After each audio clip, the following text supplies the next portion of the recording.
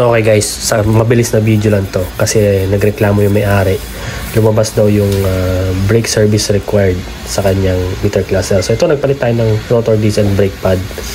Kasi ang problema nga, kaya lumabas yung warning indicator ng preno dahil itong ating sensor kumaskas na sa kanyang rotor disc. So ang sasakyan kasi dito, yan yung ginagawa natin na Range Rover, ay meron siyang brake sensor, brake pad sensor.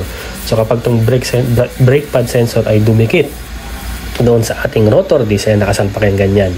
Kapag dumikit yan sa ating rotor disc, ibig sabihin yung sensor na yan magbibigay ng signal papunta doon sa ating ECU, sa computer natin, ECU, at sasabihin niya na kailangan mo na magpalit ng brake pad. So ito, pinalitan natin yung rotor disc, syempre, tsaka yung brake pad kasi warp na yung rotor disc niya. Halos metal to metal na siya.